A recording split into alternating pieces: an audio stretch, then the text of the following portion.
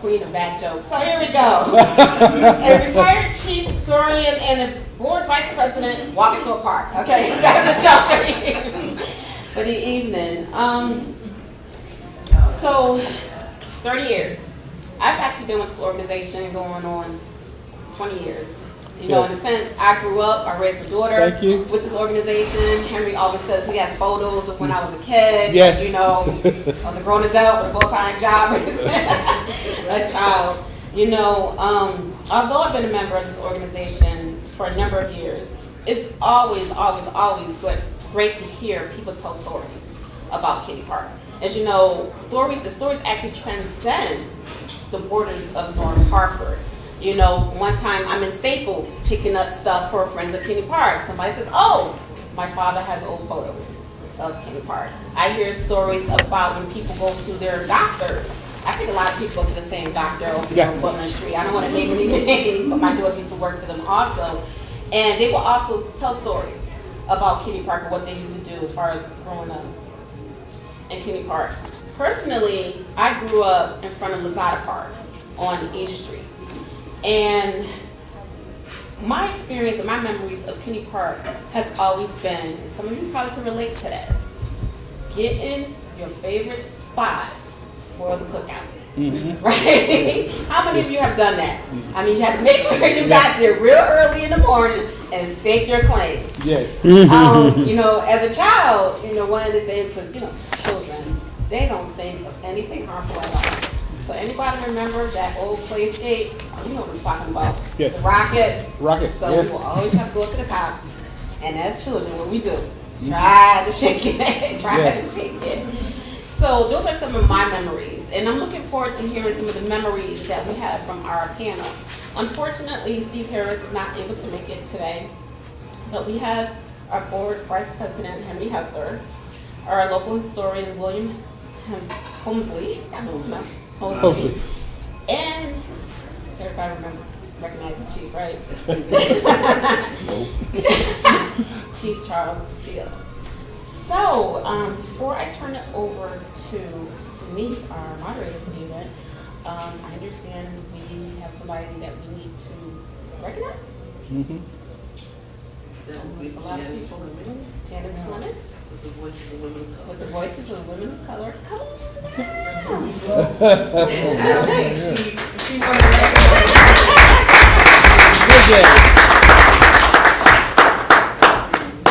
Well, I don't think she wants to recognize me. I think we want to recognize you all and the work that you have done. Once a year, the Voices of Women of Color sit down and look at things around the city that we like, and we decide that we want to support them. I'm an old school organizer. I know how hard it is when you have organizations that don't have like big budgets, and you still got a lot of work. And I remember those days back at Hart and Blue Hills, and it's always humble to give what you can. And so we want to give you $500. Oh, great.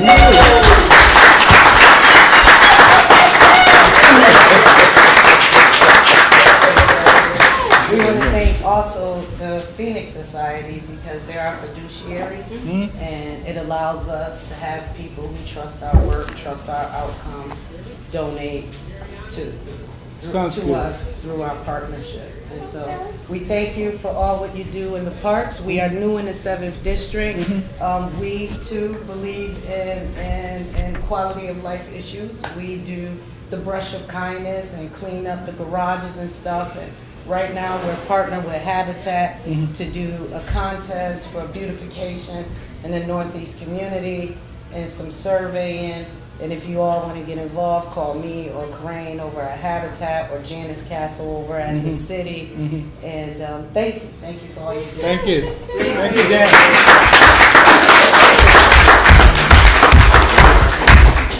Yeah, we're also fortunate to have a couple of members from the Phoenix Society sit on our board. So let's see. I see a couple of people in the audience that I recognize. Let's see back there.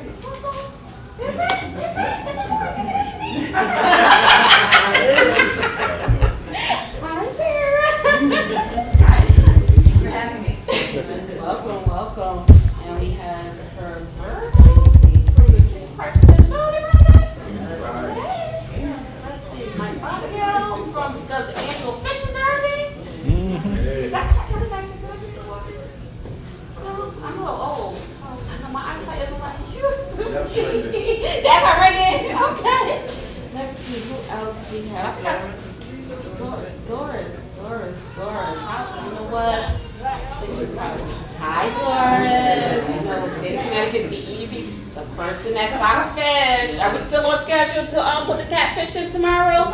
Tomorrow, okay. I've been telling people. What's happening? Between 1 and 2:30. So, you know, they always put fish into the pond every single year. We really appreciate that. Let's see. And here, my friend Nancy Mason from the Garden Clubs. Hi, Nancy. All right, anybody else? Okay, so without further ado, I'm going to turn everything over to Denise. Enjoy the program, everybody. Thank you for coming.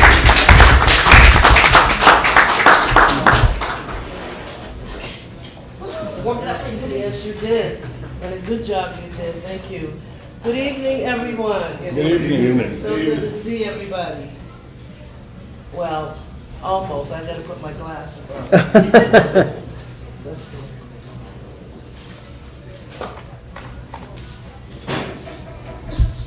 There you all are. Good. Thank you for being here. So let me tell you a little bit about our three panelists. Even during his 49-year tenure at United Technologies, Henry Hester, the 100 Men of Color honorees, is deeply committed and was deeply committed to the health and well-being of our community and the preservation of historic sites and green pastures. Henry currently serves as Vice President of the Friends of Keeney Park and is credited for helping secure $96,000 for Keeney Recreation, Education, Hiking Trails Project.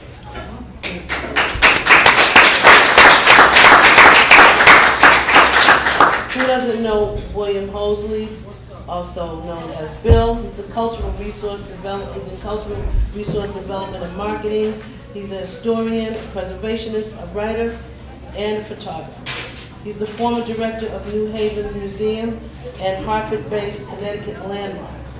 He has a special passion for historic North Hartford and Old North Cemetery, and we are so grateful for the work that he's done there.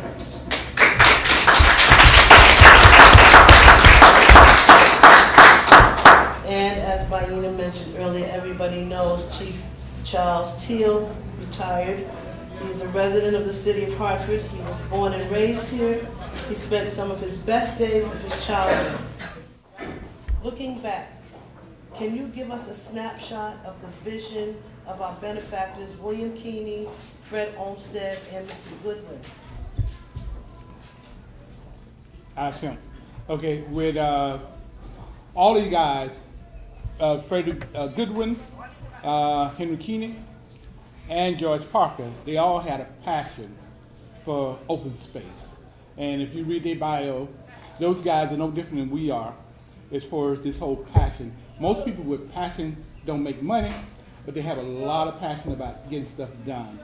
And actually, they created this space to give us a place to come for therapeutic, recreation, and it's a good health benefit for all of us.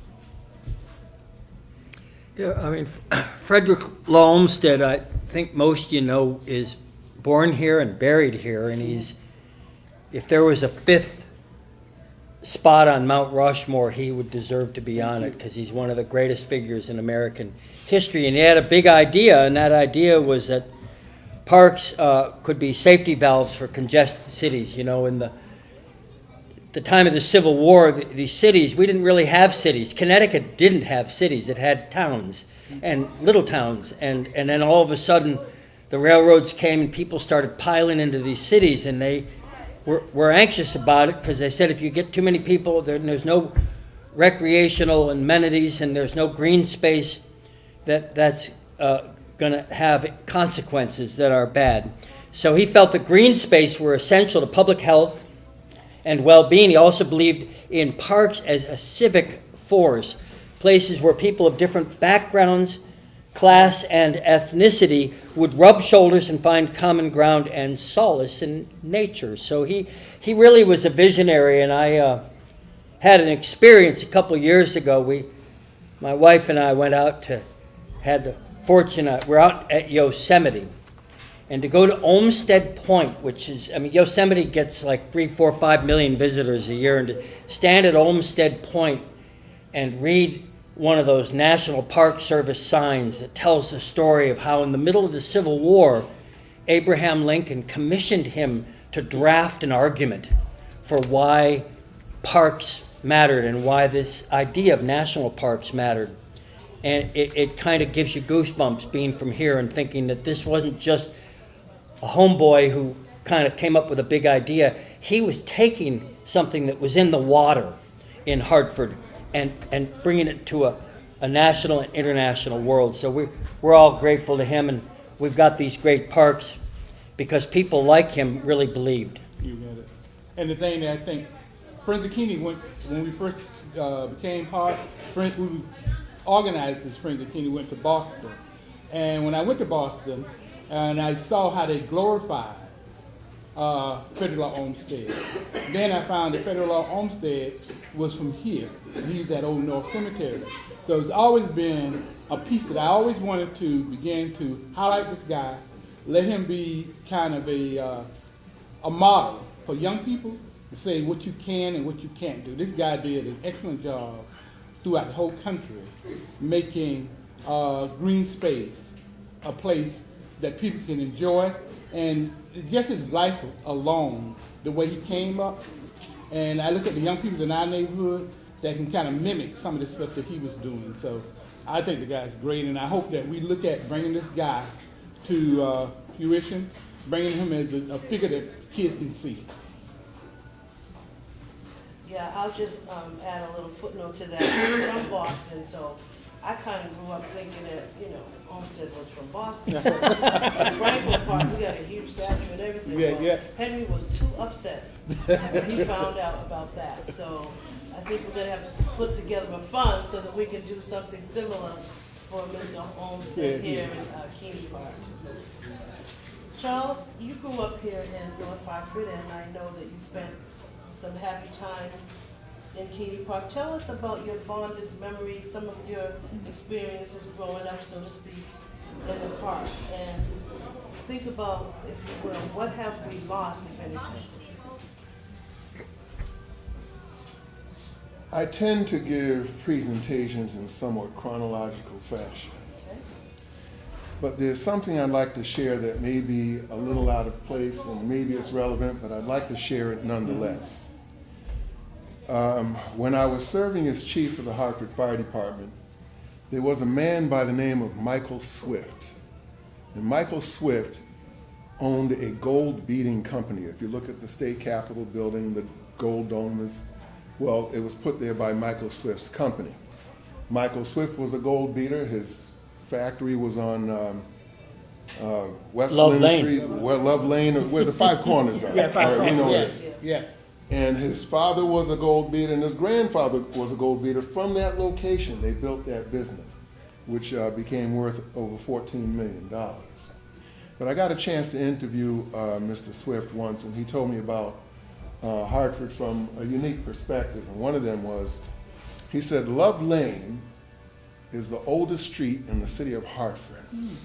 So I said, I'm a history buff. I'm not a historian like Bill Hosley or, knowledgeable about Keeney Park like Henry is, but I'm a history buff. I pay attention when people tell me about history. And I said, I thought Kings Highway, which became Main Street, he was like, no. At this point, he was 103 years old. He was 103, and he worked every business day.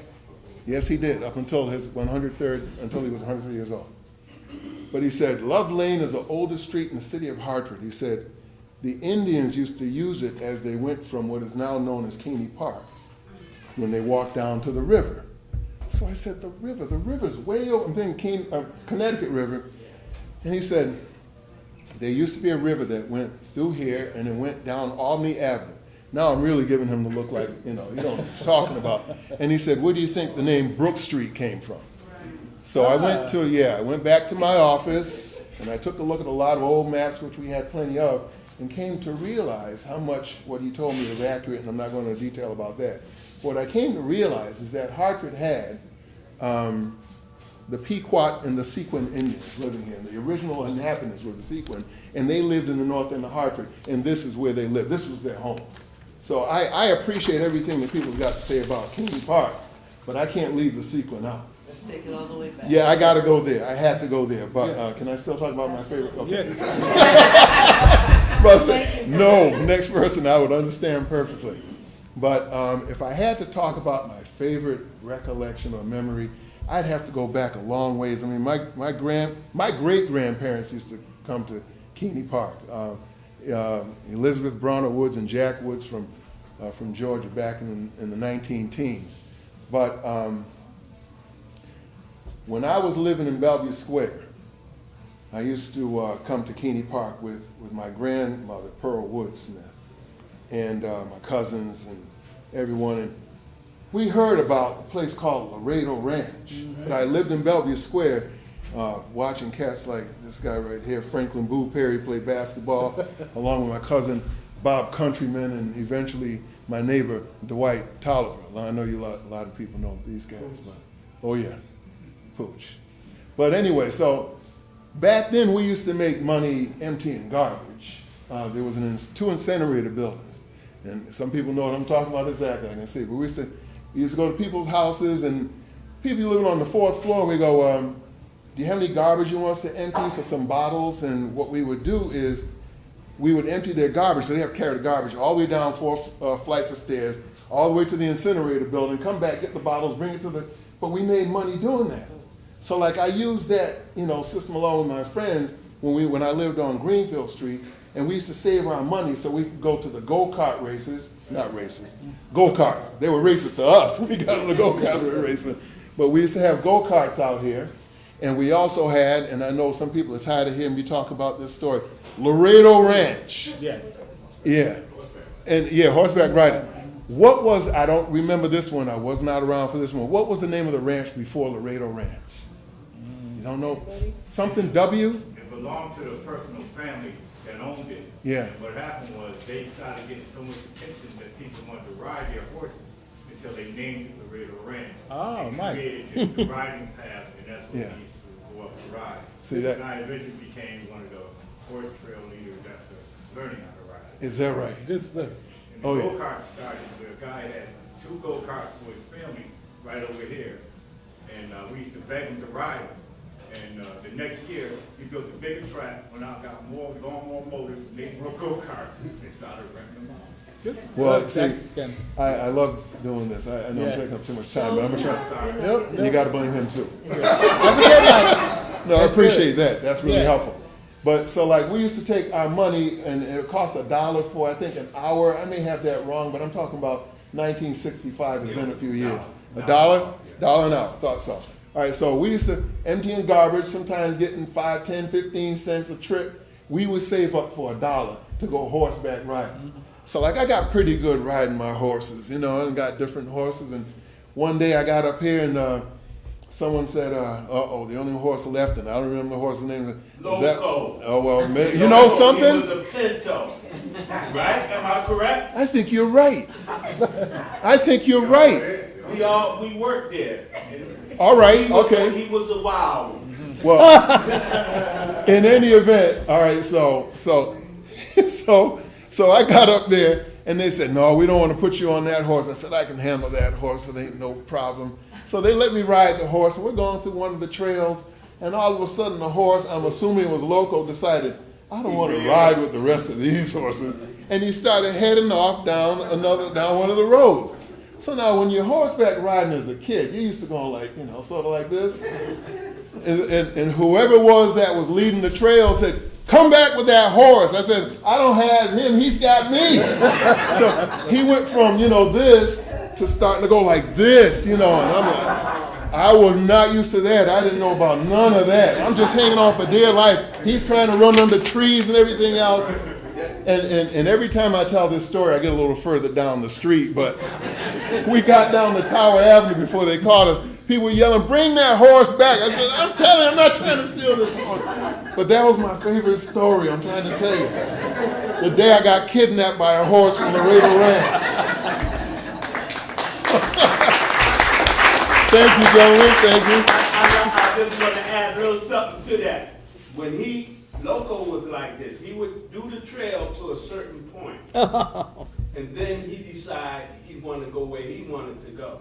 That's But what he he did. would run you into a tree. Yes. If you were trying to change his direction. Direction. Oh, wow. Once he changed direction, he would try to run into a tree if you tried to bring him back into. Well, he tried everything. He couldn't shake me. I used to Yeah, watch but Roy I'm Rogers just saying and that was his MO. You was the only one that ended up on Bobby Street on. yeah. Just know that. Well, that's a bit of an exaggeration. But he did run away with me. That's true. He did. Yeah. Thank you for that. Thank you. You're welcome. I have a horror story too about a horse, but I won't tell it right now. We're gonna go on with Bill. You are our noted historian. Why is local history, particularly Black history, important? And as it relates to the parks and green spaces and Yeah. our artifacts here? Well, local history, you know, when a lot of people in this room and elsewhere, maybe you took a history class and memorizing a lot of dates and names didn't mean much to you, and I don't disagree. I think history really comes alive when it's close to home, when you can relate it to things you can touch and experience. And so to me, local history is the level that matters most. And we are so blessed here in Hartford with so many layers of interesting stories to tell. And I think that the power and the value of history really comes down to two words: civic attachment. As I often say, you can't love a person you don't know, and it's hard to love a place you don't know. And the only way to know a place is by becoming familiar with these stories. And channeling Bishop Curry now, love really is what. I like that. It's all about love. Come on, it's all about love. And if you love it, you don't hurt it. Yes. And you don't abuse it, and you don't steal from it. Yeah. And it's precious because you know what it is. And you know, as far as Black history, I don't need to tell most people here that we've had a long history of exclusion and complicated, you know, racial relations.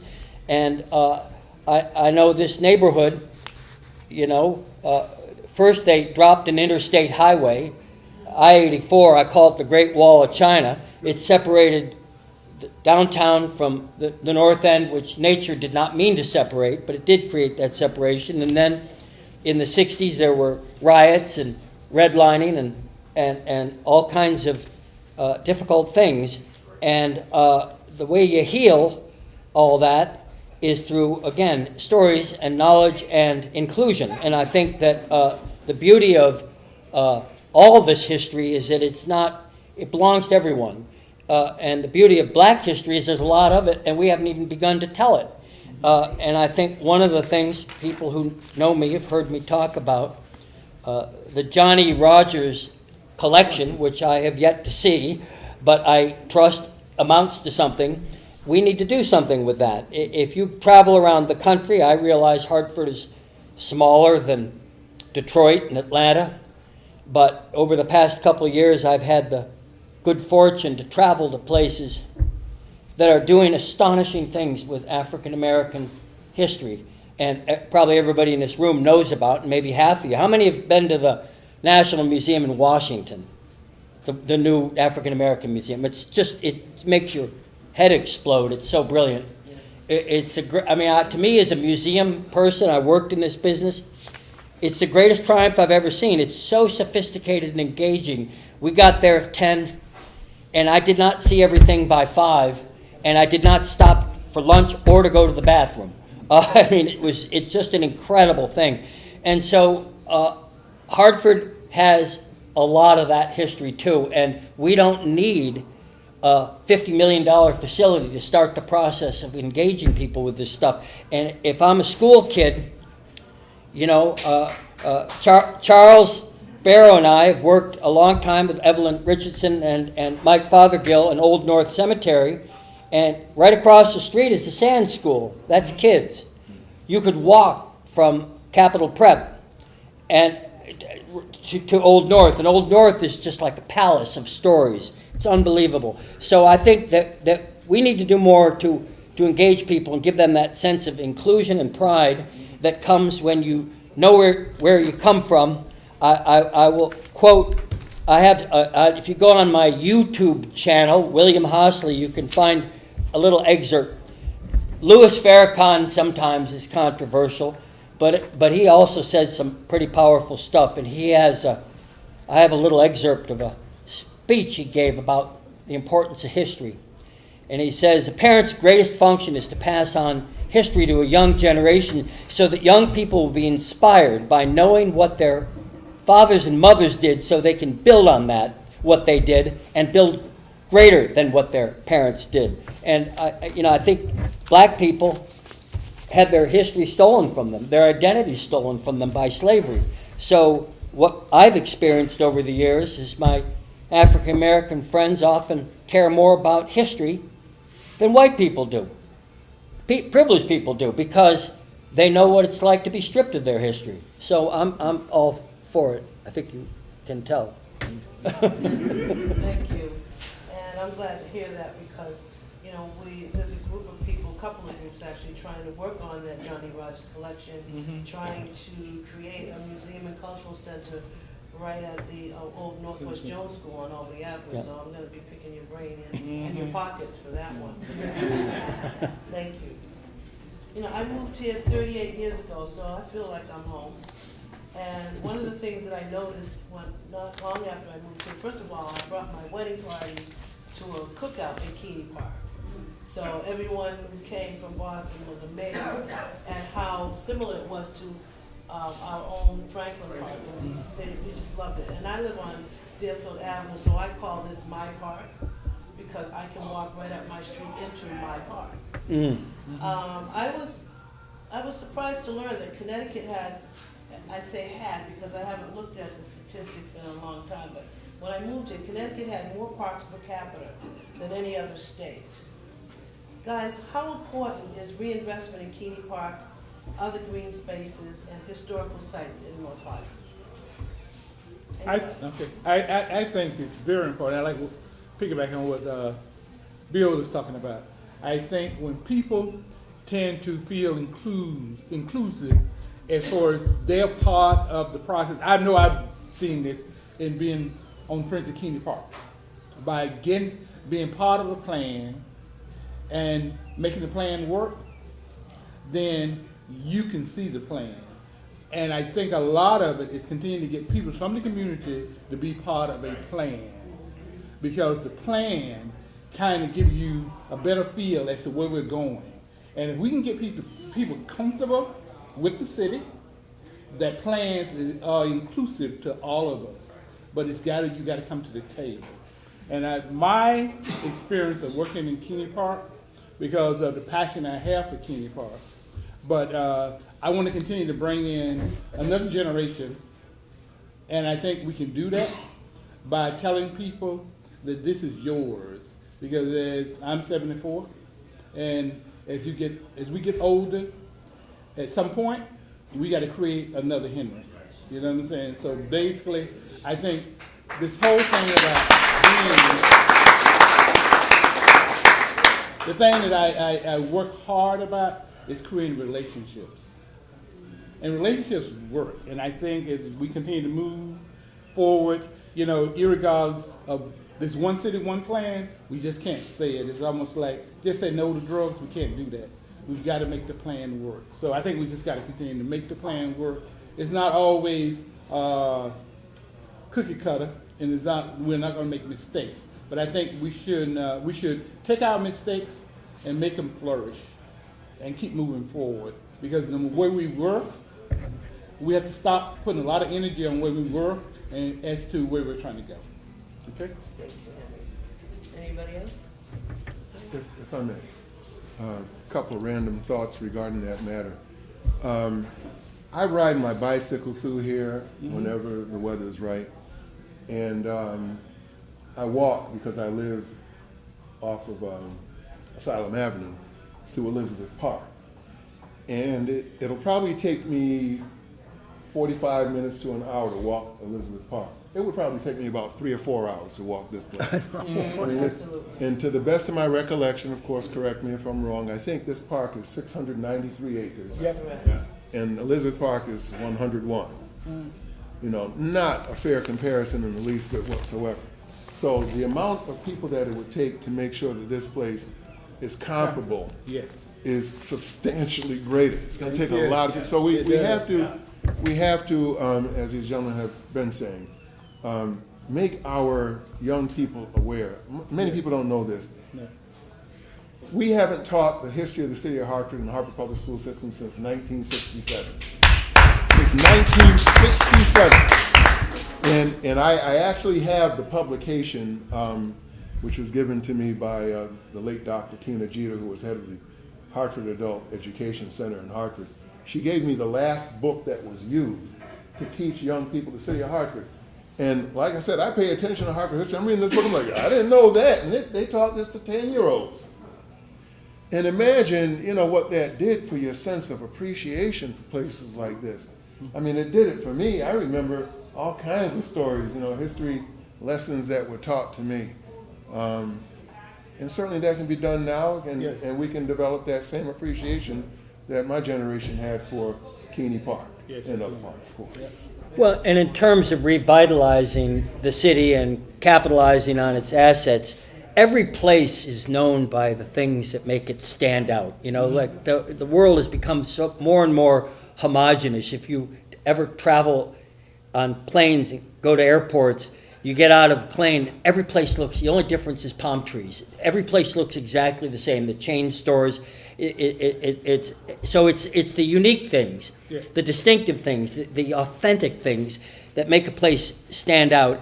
And every one of them are jewels. They're precious. And you know, I've said this till I'm whatever, purple in the face. Hartford has $1 billion invested in cultural assets, and we have never had an adult conversation in the city about tourism. Yes. And it's not that tourism is the be-all and end-all, but it supplements the economy. And I was just reading the other day that the Erie Canal National Heritage Corridor claims, if you believe the economic impact statements, to be a $1.6 billion industry. Well, Hartford could be doing 3 times the visitation, and that would provide that much more resources for all the things that we love. So we've got to work on that. And the other part is not putting all your eggs in 2 or 3 baskets. We know what those baskets are, and we also know that almost none of them, until the yard goats, were in the North End. And, you know, my friend Charles here talks about redlining and cultural redlining, and that's when you decide that the only things that matter are the 5 things we all know. And I was proud of this. A year ago, I brought a group to helped bring a group to Hartford. They spent 4 days doing things in this area. And when we first started talking about it, they said, well, we want to do a 4-day thing, and you don't have enough. I said, we got way more than enough. And I, you know, the things that people know, which, you know, Mark Twain and et cetera, it's just the tip of the iceberg. And more recently, I was with a group from the Garden Club that has done such wonderful work for Keeney Park, beautifying the entrances and whatnot. And we had a half-a-day bus trip that started right here and ended at lunch right here. And we went to Colt Park. It was a park day. We went to Colt Park, did some things in Bushnell Park. Then we went to Keeney Park, the Keeney Clock Tower, and then to the Old North Cemetery, which is part of the park system, and then came back here. And you couldn't have had a better day in Hartford, it seems to me. And those are things that most people, you know, don't pay a lot of attention to. So we're sitting on a gold mine, and my friend is 10 years older than me, but I'm not getting any younger either. I keep telling people, I'm promising I will be dead in 15 years. Oh. So giddy up. I've been at this for almost 40 years, and I'm getting impatient. We need to do more. Yeah, I think the thing that Keeney Park, and I have to really give it to the way Charles Elliott laid this whole thing out. And I often see people just come in and they look at Keeney Park, and they just see a lot of woods. And I was talking to Charles, and I look at, Richfield Street. All those streets over there, all that whole area have names. That's West Meadows. And what we want to do is continue to bring that back. I was talking to Gina McCarthy when she was here. We were beginning to make this user-friendly, when we do the GPS. And when you go over there and by Waverly, bushland. And then get over here, it's 10 Mile Woods, but it's several areas within bushland that Charles Elliott kind of died before he finished all this. And it's all about getting other people excited about the same thing that I know, getting other young people excited. When we used to do the piece with OPP, Our Piece of the Pie, and I saw kids were so excited about education. They were so about something new. And they didn't realize that they live here. The thing that I see with Keeney Park, when I bring people in, it actually, I don't have to talk. Just the layout of where we are, you're quickly away from the city the minute you get here. And it kind of speaks for itself. So we just kind of want to lay it out a lot more user-friendly that people can do that. Because I'm big on virtual tours, using our smartphones. Because kids, the new generation, you had something because they Google everything. Yes, they do. Absolutely. So history is at our fingertips. We just got to be able to put it in a place that people that organize history, and Keeney Park has it. It's not like we need to look for it. It's already written. We had a book written by Keeney Park, and as I began to read that whole book, it's all about, it's written. We just got to make it accessible and get people excited about where we are. Henry, before I let you go, and before we leave today, Okay? as VP of Friends of Keeney Park, can you talk a little bit about some of your recent collaborations and projects and activities that have gone on in Keeney Park? Sure. Actually, I'm very excited. And the reason I'm very excited is the fact that I see a real movement in Keeney Park to get some real stuff done. Pat Kelly just opened her facility, her equine therapeutic center. Yes. And I was so excited. Very excited. And as I continue to be educated about how stuff functions. So the thing that I really want to do is continue to work with the partners in Keeney Park, such as the golf course, which is a nonprofit now, and the cricketers. We see how people's playing cricket. We have no clue how that works. And, and even as Patty acquiring stuff. And I heard her talking about it as to how therapeutic, and she did with a lot of kids who have mental problems, and it's very therapeutic. And Luke Kelly, who does excellent work with the kids on the Waverly softball league. And we have Herb Virgo. Herb has came in, and I just kept telling him, keep moving. And he have created this whole thing about, he's the most crazy person over dirt. I call him the dirt man. He can make anything out of dirt. I love what Herb is doing. I see him doing the stuff that I used to do. They like to continue to tease me a lot that I'm not going to do anything, I just point. But he has got a lot of good stuff done. And so basically, did I leave anybody out? UConn. And UConn. UConn is like Santa Claus coming to town. I'm working with UConn on the clock tower. And we're looking at trying to engineer that clock tower to get it up and working, do solar.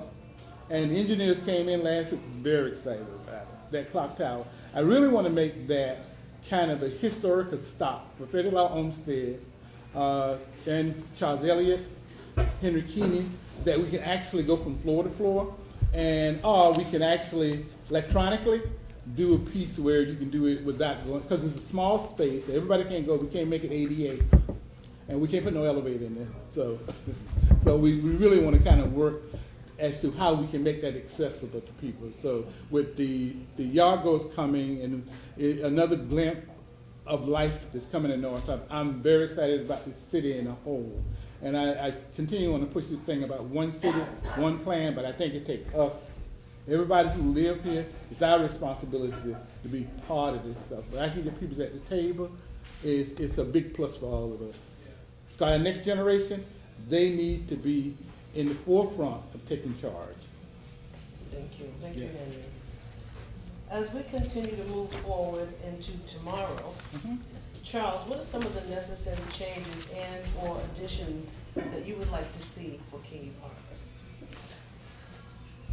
Most of the park that I had the pleasure of visiting when I was a child is south of Tower Avenue. I mean, sometimes, once again, we would come here for the go-karts and horseback riding, but most of it was south of Tower Avenue. And as I go through that area, I think about all the wonderful times and the people I knew, my goodness, and some of the stories, too crazy to tell. But what I would love to see is, because unfortunately at times, and particularly I like to ride on a Sunday morning, I go through the area and there aren't a lot of people in the area that I'm referring to. I'm talking about, like, the old playground next to Greenfield Street and the pool area and the pond. There aren't a lot of people there, and there's an expression, you're never alone in a crowd. And it just would be wonderful to see some kind of means by which people go through there regularly, so other people aren't so concerned about going through there, by themselves. So they know that periodically there's going to be someone here. I can rely on that. But, unfortunately, I have been in that area when people haven't come around for quite some time, and I don't think everyone would feel comfortable in an environment like that. Not everyone. So I guess what I'm saying is we need some means by which to periodically look through that area, a person of authority, to make sure that everyone and everything is okay. Good, thank you. Because I'm looking to try to use the Ebony Horsewomen. to do That's a that. great idea. Yes, because number one, horses have a presence and they have a demand. So actually with our youth, knowing the history and through technology, they can get it. So I think we just got to continue to push the next generation to do this stuff and look for some funding to do it. I have one last question for you guys, and then we're going to open up the questions to the audience. Mm-hmm. The United States Land and Water Conservation Fund is a federal program that was established by an act of Congress in 1965 to provide funds and matching grants to federal, state, and local governments. The main emphases of the fund are recreation and protection of national natural treasures in the forms of parks and protected forest and wildlife areas. The Land and Water Conservation Fund is set to expire in September of 2018. And there's been little movement in Congress to reauthorize or fully fund the program. Is there something we should be doing on a state level to protect these resources? I think we should start having a conversation to show the importance of what green space and how it has impact on us. I think we got to make it, as I always tell Julia, and Julia Yakov was talking about the type of stuff that she was running into as far as getting money to do some of the projects. We're in the sports is a lot more, it's sexy. We got to continue to make the stuff that we're doing appealing, you know what I'm saying, and actually show the value of what this is all about. You know, when we start talking about conservation and green space, and we all kind of take it for granted, using green space, but we've got to make that a priority. You didn't see my best friend and I in the park. We were in there for 2.5 hours. We were hiking the trails, finding places we've never seen before. But you're right. I think that there's room for a lot more visibility in that park, a lot more people to come in that park. I'd like to see a concession stand, a public restrooms, things that make the park more accessible to people, that make people think that this is a place that's safe. And in fact, it is safe.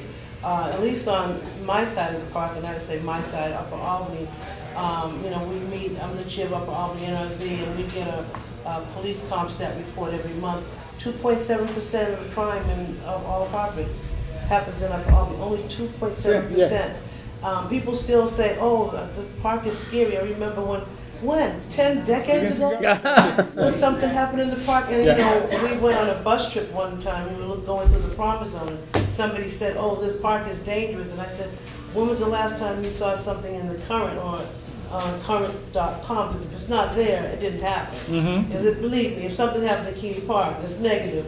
That was no. reported. That's right, so, we have to change the perception Right. Yes. of crime in Yeah. our community and in the park. We all have to work together to do that. People always think about building things, but events can make a difference. And I think if there were, you know, some creative events here, I know there are, but more. Events don't cost a lot of money. They mostly cost ideas and things that, because what a glorious space this is. That kind of, you got everything here, the kind of activities that could emanate in a place like this are almost endless. Yes. And I want to give a shout out to Herb Virgo and the wonderful work he's doing with the Here, sustainability here. project. I'm gonna get a table out of that. You can even get maple syrup. Some flowers, some plants. I mean, he's got all kinds of things going Yeah. on, and it's just amazing, amazing work. And two beautiful little goats as well. Yes. And yes, there are. And Herb Herb Wright isn't here, but I should mention him. An elderly gentleman. I can say that even though I'm a senior citizen myself, but he's 88, so Yes. okay, he's elderly. Yes. But he does a fantastic job with that pond Pond house. house. Oh, that Oh, pond. my Yes. goodness, I mean, not a week goes by. He keeps his business van, and not a week goes by that you don't have several events, as you were Yes, saying, yes. you know, happening in that pond house. And I hear people say all the time, they go in, they go, oh, wow, I didn't know it was this nice, because they have some sort of perception from yesteryear. They haven't been in a couple of decades. They don't know what a wonderful space it is to have a wedding reception or a baby shower. Or the Journey Writers could go and do a program. That's my writers group. And Herb started doing jazz concerts 2 summers ago. Yep. Yeah. And so we'll be doing that again. So we are trying to build up the kind of, a number of different types of events in the park and getting more people out to enjoy these 693 acres that we are lucky to have and we have to hold on to for dear life. Yes. And I've seen some hands raised. I'm going to start with Yeah, I you, just Charles. wanted to recognize Mike Fothergill, because he was responsible for cleaning up that, the pond over there and getting the fish and everything in there with his group Yes. around me in the new village. So we Yes, want we to were. Thank Mike's you. recognition. All right. Thank you. Yeah, first draining, that mic was at the bottom of the pond. Making sure they were doing it right. Thank you, right. Thank you, Mike. He talked about the change in the park and how we've gotten away from use of the park. Uh-huh.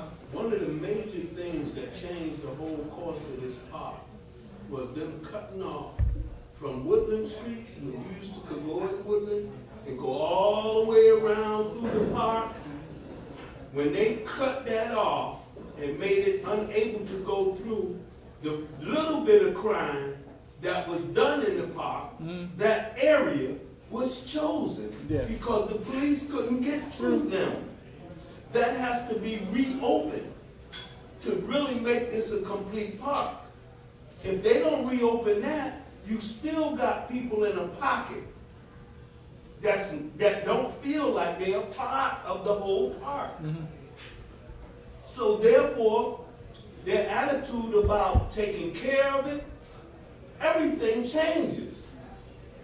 And when you talked about being inclusive, that's one of the things that make you not inclusive. If you from the north end and you walk into the park and you say, when I was a kid, we could go all the way through this whole park in a car.